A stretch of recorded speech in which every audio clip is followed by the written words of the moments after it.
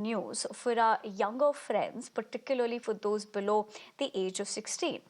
In a bold step, the Australian government is mulling to introduce a legalization to ban children under 16 years old from social media, beg your pardon, legislation. Now, the legislation will be introduced into the parliament this year, and the law is likely to come into effect in 12 months after it is ratified by the lawmakers, that is. Now, this includes no Instagram, no Facebook, no TikTok for kids. And there are no exceptions. Even if you have parental consent, that is, then also it is a big no. However, there are no penalties as of now, not even on the parents in the case they allow their kids, that is, knowingly or unknowingly to use social media. The onus lies entirely on the social media platforms to prevent access to those under 16. Now, the impacted platforms likely include Instagram, Facebook, TikTok, X, and YouTube. But the move here aims to protect the young citizens from potential harm of social media amid concerns over its impact on health and concentration. But those laws, social media is doing harm to our kids, and I'm calling time on it. I've spoken to thousands of parents, grandparents, aunties and uncles. They, like me, are worried sick about the safety of our kids online. And I want Australian parents and families to know that the government has your back.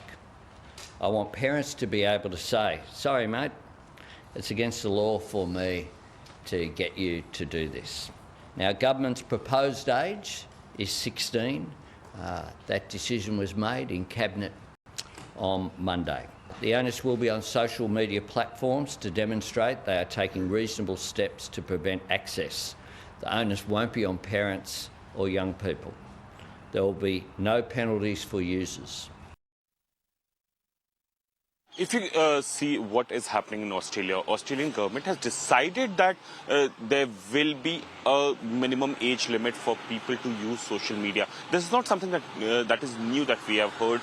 We have seen Meta policies as well, which says that 13 is the minimum age for anyone to use social media, and the Meta platform, for that matter, Twitter has a similar norm as well. But we have seen people fudging their age and even underage people fudging their age on social media, and there hasn't been much of success for agencies or enforcement authorities to keep a track on that. Even when Prime Minister Albanese was talking about his new rule that below 16 people cannot use social media, it is in contradiction of the social media company norms, the intermediary norms, which says 13 years is the minimum age. B, he also goes on to say that he is not very sure how much of it will be implemented. So it can be seen more of a caution from Prime Minister than a law that he wants everyone to abide to.